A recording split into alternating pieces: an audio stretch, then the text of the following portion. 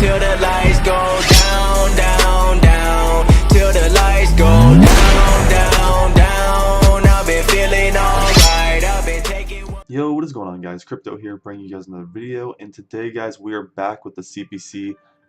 After a little bit of a break here, we are back, and I did not end up uploading the last run, I guess you would say, in my CPC D League, as we did end up going around, I think it was 6-4, and we lost in the first round of the playoffs, but nonetheless, we did actually end up promoting, so I was pretty happy about that. So yeah, that's pretty sick. So for sure. I'm not going to end up doing a draft recap or anything for this season, but I am going to give you guys a quick breakdown of what I drafted here in a second. But yeah, we're up against A12 here in our week 1 matchup, and I'll go ahead and get into that matchup in 1 second after I break down my team. So as you guys can see here, I had the second pick in the draft. I'm kind of doing this like a draft recap, but I'm just going to go ahead and go through the team real quick.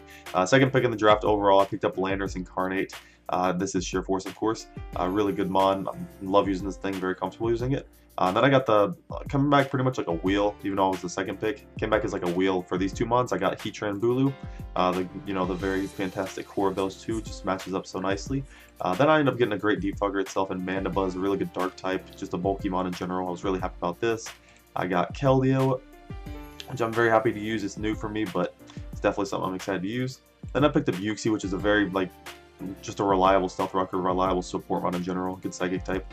And then my last 4 mods I ended up getting were Raikou, Ambipom, Palossand, and Mega Beedrill, which is going to be a really cool mega for this season for me to try out. As yeah, it's going to be really fun. That's basically my 10 mods I decided to draft. It was a point style draft. I believe we got 120 total points, and as you can see, I picked 10 mods. And A12's roster, he actually has 12 mods because he used a little bit. I don't know. He got a lot of low tier threats for sure, though. His team, overall just looks scary, so that's something to note. But anyways, going into the matchup itself, I just went over my team. As you can see, I have these 2 bars right here. And then A12 has the team consistent of Mega Gallade, Victini, Excadrill, Z Scolipede, Hippowdon, Roserade, Alolan Muck, Staraptor, Z attacking Raichu, Drifblim, Wigglytuff, and Walrein. Now, I forgot to mention about the Z rules. You can have a Z All mod, which is basically any mod on your roster. You can make Z All, which they can pretty much do anything besides pass evasion or not. I'm talking about, but they can't use Z evasion moves or Z Omni boosting moves. Anything else is pretty much fine, which is pretty good. And I decided to go with Z All Keldeo, which I think Keldeo is a pretty cool mod to go for that with. I definitely have things like Heatran and Bulu, which could have been useful, but I decided to go Keldeo because I feel like I can use Heatran and Bulu fine without Z moves, whereas Keldeo I feel like can benefit a lot more from them. And then as my mon, the other Z mon you have is only allowed to be a Z attacking mon, and it has to be 9 points or less. And I decided to go with Ambipom, which I think is just takes advantage of that pretty nicely, as it has some pretty nice coverage moves for sure. And then on A12's team, he decided to go with Z All Scolipede, which makes sense. And then he decided to go with Z attacking Raichu, which is definitely a low tier threat for sure. But anyways, getting into the matchup itself, he's got some monstrous threats, a lot of them being physical attacking, being the Mega Gallade, Victini, Excadrill, Scolipede. Literally those first 4 are huge threats. And then on the lower side, he's got the Staraptor, which is a monster threat, as well as things like the lower tier things like the Raichu. The Z Raichu is a pretty big threat, and as well as the Walrein. I would not be surprised to see the Walrein whatsoever come to this game. But yeah. Definitely a game where it's going to be a lot of offense on offense. I would think, as I can't really check his entire team. It's just really hard to. He's just got so many good offensive weapons. And then on the defensive side, he's got decent stable walls and Roserade, not necessarily Roserade, but Hippowdon and the Alolan Muck, I would say. And he's got a Wish Passer and Wigglytuff, I guess. So even though I don't really expect that to come to this game whatsoever, but yeah, that's kind of his team. Very interesting team, but it's definitely got some really strong components to it, so I have to watch out for that. But anyways, getting into my team, I'm going to go ahead and get into it right here. We are deciding to bring a max defense Colbert Uxie with Foul Play, Stealth Rock, U-Turn, and Yawn. Now, this is my main Mega Gallade response, as well as if it's ever in against one of his physical mons like Excadrill and the Sand or something, I might just have to stand and click Foul Play, as it's going to be able to do half even if he's not boosted, which is really, really good. It hits the Victini really hard, which I really just don't switch into Victini, as you can see my roster. That's just a mon I don't switch into naturally. If he decides to go Choice Bandit or Scarfed, that's something I have to watch out for.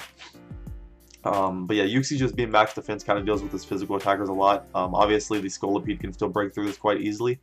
But overall, I really need this for the Mega Gallade, as I do have a couple ways to offensively check the Mega Gallade, but its speed tier matches up pretty nicely against the rest of my team, barring Mega Beedrill and a Scarfer that I do have on this team. And then Stealth Rocks, it's just probably going to be my easiest rocker this game, because if it comes in on Mega Delayed, if it's not boosting, I'm assuming most every time he's going to want to switch out, just so I don't hit him with like a Foul Play or a Thunder Wave or something like that. And then I can get my rocks up, and then maybe U-turn out or something on whatever wants to come in, or even Yawn. Yawn's a pretty nice last move, because I can't really do too much to them on like Hippowdon. Or even if I want to try to get a Yawn off on a Scolipede or something like that, it can be pretty nice. I gotta be careful that the Alone Muck can't break my Colbur Berry with Pursuit, because I really do need my Colbur Berry from like a +2 Mega Delayed if he decides to get up a +2 and like knockoff. Obviously, I would lose my item, so I should be able to live that still. But having my Colbur Berry helps me take that even better. And yeah, that's pretty much it for Yuxi, I think, as far as the team goes. I just need it there. It also helps me check Staraptor. If it's high enough, if it has a high enough amount of health, I can tell if he's Banded or Scarf Staraptor. I think the Staraptor just is a really good bring in general against me, and either of those makes sense against my team in my opinion. Next here we have my Keldeo. Choice Specs Keldeo, he has absolutely no switch-ins to, unless he's an extremely bulky Roserade on the special side. Even then, we have the Secret Sword, which can hit this Roserade really hard, and Icy Wind's going to be able to hit that thing very hard as well. But yeah, we just decided to go with double stab water move with Hydro Pump Scald. Scald is really nice because if I predict like a Alolan Mux, well, no, I'd say Hippowdon, because it's a pretty safe 2-hit KO on Hippowdon if I expect him to like sack it or something like that, and I can potentially get a burn on something like a Mega Delayed maybe. If that for some reason wants to be a switch in, or if I feel like I can't switch into it, I want to try to get a burn on it. It's just really easy to spam against the majority of his team. Keldeo is also really nice because it's one of my mons that can take any one hit from Scolipede, even if it's a Z move. I don't believe any Z move can knock this thing out if he's neutral still. Then I can proceed to knock him out with Hydro Pump, as I believe Scald does really close to knock him out as well. So maybe after Rocks it can. I don't remember that calc, but I'm pretty sure it's something like that. But yeah, then we're running enough speed for the base 100s on his team, being Staraptor and Victini. I figured if he's going to run those two mons, I didn't want to like try to creeping anything, because I myself have a what was I gonna say? Well, I guess they could be like lower speed, but I just want to be safe and just creep those just in case he decided to go max speed with those. But yeah, that's the Keldeo. Next one we have here is my pretty like mixed defense Mandibuss, mainly defensive, to help out with the Excadrill. It's mainly my main response to Excadrill. A +2 Rock Slide, a +2 Adamant Life Orb Rock Slide doesn't actually have a very good chance to knock me out. I believe it's a roll still, but it's in a roll in my favor nonetheless, and if he's +2, Foul Play will definitely knock that thing out. This thing's main job is to definitely stop the Sand Sweeper from Excadrill just going off in general. And then Taunt is there for something like Hippowdon, so it can't Toxic or get rocks up against me, even though I do have Defog. And I guess Recover against me, which is really, really nice in general. Although, if I can ever like put Hippowdon in a situation where it doesn't feel like, or if I ever put Hippowdon in a position where he could feel like he wants to heal up, I might, instead of clicking Taunt, just hard switch into my Keldeo, because Keldeo just comes in and claims a kill, like I said. So it has a really good time against Hippowdon if it ever gets a chance to come in. Even if he clicks Earthquake, I believe it only does like 35%, so Keldeo, or maybe more than that, maybe like 45, but Keldeo nonetheless can come in on Hippowdon most of the time and just start claiming lives. But mainly this thing is defensive. Overcoat's also really nice in this matchup because he does have a Roserade, which I can't get immune. I'm obviously immune to the likes of like Sleep Powder and Stun Spore, and as well as I am going to not take any chip from the Sandstorm damage, which is really, really good for myself. And I believe the special defense investment allows me to take hits from Roserade even better. If he decides to go like Life Orb, Hidden Power, Ice with Roserade, with obviously Technician and all that, then that can 2-hit KO me. But I expect him to go Hidden Power Ground so we can have a way to hit my Heatran. So overall, I think my Mandibuss should be a pretty good check to the Roserade, as Foul Play obviously isn't as good as Brave Bird for it, but this is my best moveset by far. Foul Play hits his entire team really, really nicely. This is also another like semi-check to the Mega Gallade. If I'm in against the Mega Gallade and my Yuxi's pretty low, I'm just going to stand and spam Foul Play against it, and then just to get a bunch of his physical attackers once again. This is my best response to Staraptor. If he decides to bring Scarf Staraptor, I can take any 2 hits and then just recover off. Of course, if rocks are not up, I believe a Double Edge from Scarf Staraptor can 2-hit KO if rocks are up, so that is something to keep in mind. And if he's Banded Staraptor, then that can 2-hit KO, and that would just be valuable information to know if he's banded or not. Anyways, next one we have here is my Life Orb Landorus Incarnate, which really just does not have much switches to this in general either, which is Earth Power, U-Turn, Psychic, and Rock Slide. And we're just running enough speed for his base 100s once again on this. And yeah, you look at his team, Earth Power, he has 2 immunities, being the Drift Blim and Staraptor, which obviously has to be careful of around Rock Slide, which I am running as a move there. And even Psychic, I believe Psychic 2 KOs both those mons, and if they're not scarfed, then Landorus is faster than both of them, so that is really good to keep in mind. Landorus is also just another mon that can break through Hippo really easily for my team. That was a mon when I began prep. Then I was like, okay, that's a mon that's going to be there for my Mega Beedrill, potentially Rocky Helmet, and I want ways to break that down so Mega Beedrill can have more fun. And Landorus, Incarnate, and Keldeo do just that. So I'm very glad to have them as wall breakers this game, and they should be able to put in a lot of work.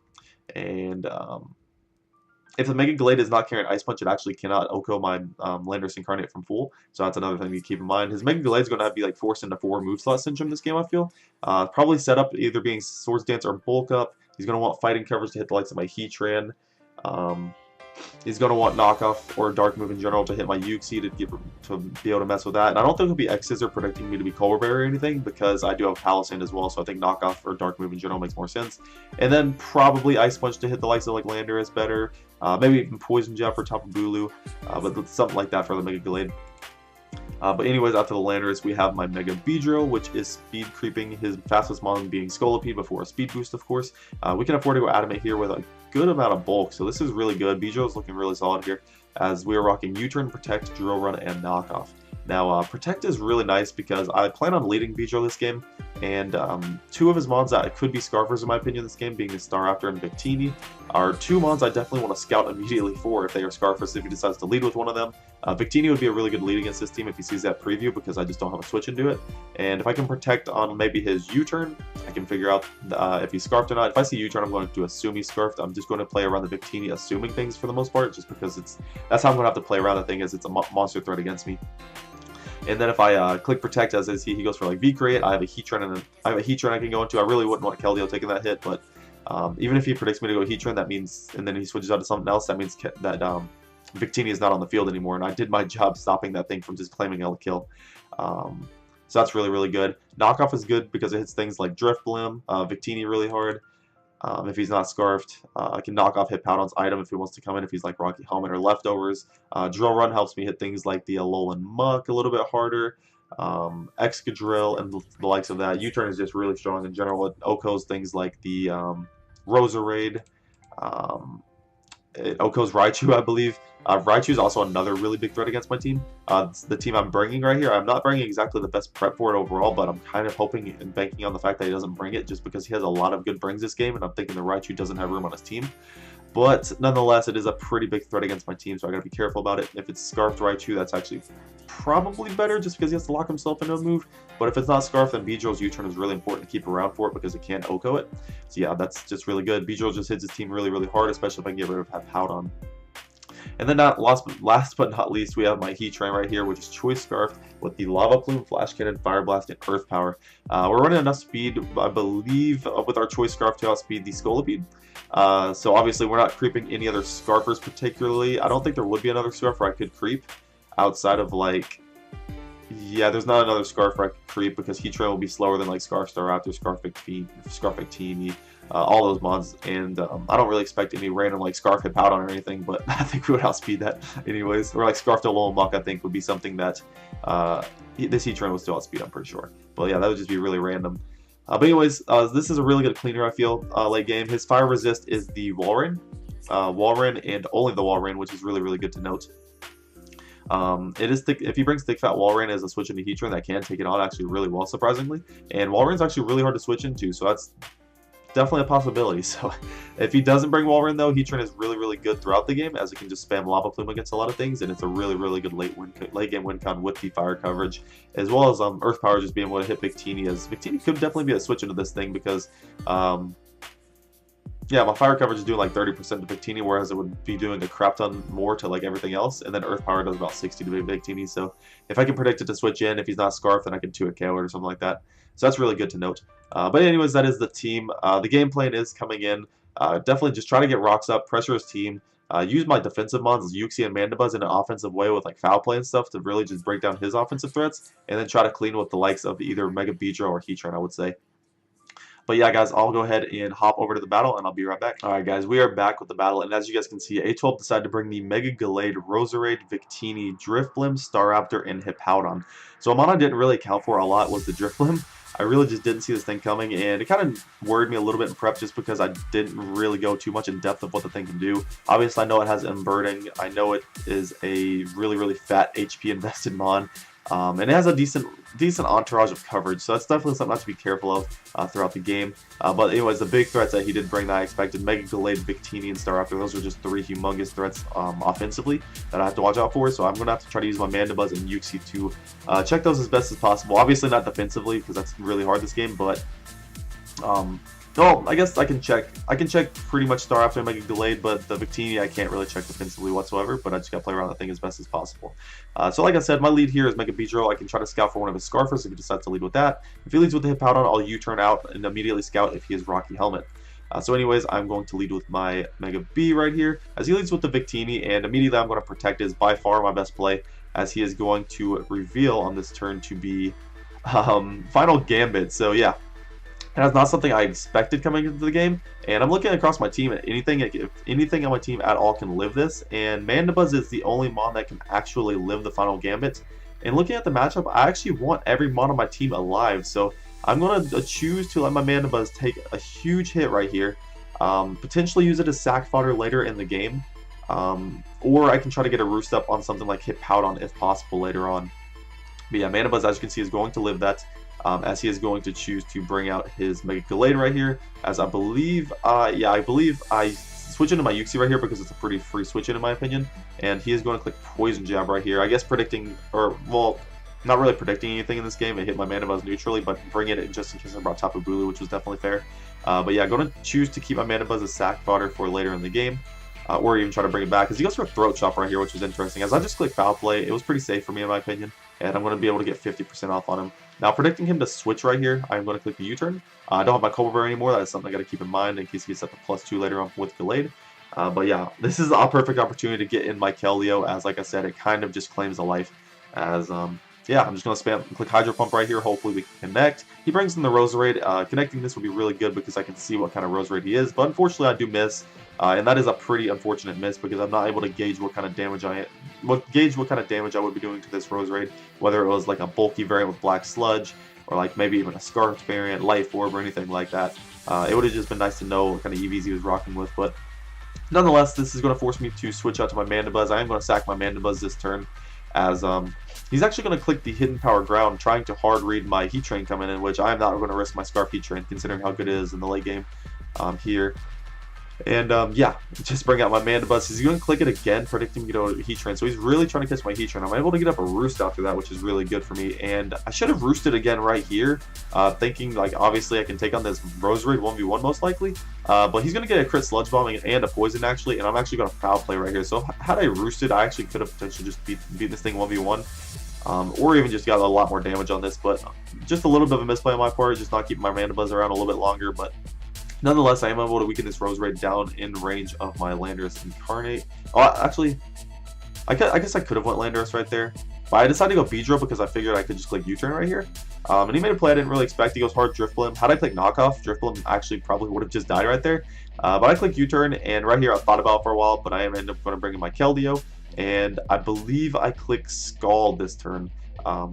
Thinking if he's like max HP, I don't think Hydro Pump actually kills, and Scald is a guaranteed 2-hit KO in most Drifblim sets, unless he's like Calm on or something, which is definitely something I want to be careful about. But he's going to reveal to be Choice Scarfed right here and throw off the Air Cutter, or Choice Scarfed, and I get the Scald. He lives on 2 as I do not get to burn anything, and he makes a nice play right here. Let me go ahead and back up. I'm going a little too fast. But yeah, he makes a nice play on this following turn here, as obviously I'm not going to want to let my Keldeo go down to the next Air Cutter. We obviously know he's Scarf, so I'm going to go into my Heat Train right here, as he makes a nice play going into Gallade, I guess predicting that. But if you guys remember from the Team Builder, my Heat Train is in fact Choice Scarf, and I already missed the Hydro Pump earlier, so I'm going to go for Fire Blast, assuming I can hit this thing as we do, and the Mega Gallade goes down. He's going to bring in the Hippowdon now, as I believe I go out into my Uxie. As his Mega Gallade is already dead, so Uxie's job isn't necessarily the most important now. I guess it would be important to take, if it has to take a hit from Staraptor to gauge if he's Choice Scarfed or Banded at this point. But he's just going to choose to get up his Rocks right here, as I believe I go for the Rocks myself. as, yeah, he's going to make the switch into a Staraptor right here as I get my rocks up. And I'm just going to stay in. If I live any hit from this thing, I'm going to assume it's Scarfed. And if I die, then I'm going to assume it's Banded. Well, that would be the only way I die, if he's Banded. As you can see, I die from a choice Banded Bravebird. So we know this thing is Banded now at this point. I'm going to elect to bring in, I believe, my Keldeo right here, because the Staraptor is not in range of my Life Orb Landorus yet, so I can't bring that in. Mega Beedrill can... Yeah, Mega Beedrill can kill this thing, but he still has a really healthy Hippowdon, so there's really no point in that. And then my Beedrill would end up taking rocks on top of that. And going into Heatran right here, I don't believe... Actually, Fire Blast would be my only way to kill it, and obviously I have to risk hitting Fire Blast. And why would I do that when Heatran can be later, or better in the late game here? So I'm going to go into Keldeo here, knowing he has Banded at this point. I believe I just clicked Scald. I believe I clicked Scald here. Because Roserade would die to 2 Scalds, I'm pretty sure. After seeing the Foul Play damage from my Mandibuzz, I knew he wasn't bulky enough to take any kind of like Scalds like that. But now he's going to elect to bring in the Staraptor again, and for some reason my mind went blank here, and I was like, oh, so you brought Staraptor back in. I already know this is Banded. Is he just trying to bluff that he's Choice Scarfed? But for some reason my mind blanked for a second, and obviously had Quick Attack, but really not much I could have done about that. I mean, I could have went hard Heatran, saved my Keldeo for another way to like try to beat the Hippowdon in the back, but yeah, kind of just a blank on my part there for a second. Should have definitely expected that to come out, but nonetheless, I do not. And I can bring in my Landers right here. No, he's Banded at this point. I'm just going to click Psychic. If Psychic 2-hit KOs pretty much anything. And if not, Hippowdon Psychic into Earth Power 2-hit KOs it, so that's really good. He's going to Quick Attack and gets a crit on me, which actually isn't going to end up mattering here, you'll see. As I'm just going to knock him out with a Psychic right here. And he's going to bring out the Hippowdon. And I'm just going to click Earth Power. Hopefully I can put this thing in range of a Lava Plume for my Heatran, so I don't have to risk hitting a Fire Blast against the likes of Hippowdon and Roserade itself. But yeah, this is clearly going to do enough. It does 78% to this Hippowdon. Clearly putting it in range of Lava Plume for my Heatran. Even if you decide to slack off right there, I would just knock him out with the next one. And he gets an Ice Fang crit, obviously doesn't matter. The crit from the Staraptor Quick Attack didn't end up mattering for Ice Fang damage whatsoever, so I just needed to get the Earth Power damage on the Hippowdon for my Heatran to sweep. I guess I could have brought Beedrill in to sweep in this game as well, but I decided to bring my boy Heatran to get these last 2 kills, as I'm just going to be able to click Lava Plume 2 times, as both the Hippowdon and Roserade will go down. Even somehow if the Roserade came in and killed my, say it lived somehow, the Lava Plume or whatever, I still have Beedrill on the back to clean up the game. So yeah. We're going to end up winning this game 2-0 to a pretty offensive game overall. We were able to get rid of his offensive weapons early. I'm really glad about the Victini scenario, honestly. Like, it took obviously a crap ton of damage away from my Mandibuzz, but trading Mandibuzz for Victini in that scenario, I was completely okay with, just because of how big of a threat Victini was. And we obviously knew it was Choice Scarfed after seeing the final Gambit. So yeah. That was pretty much the game, guys. We end up winning 2-0 right there. Very solid start to the season. And we are going to be going up against Bacon Chest in week 2. Be on the lookout for that for sure, as he's definitely got a scary squad himself, as we'll be definitely looking to try to pull that one out for sure. Anyways, guys, this has been Crypto. Hope you guys enjoyed, and I'll talk to you later. Peace.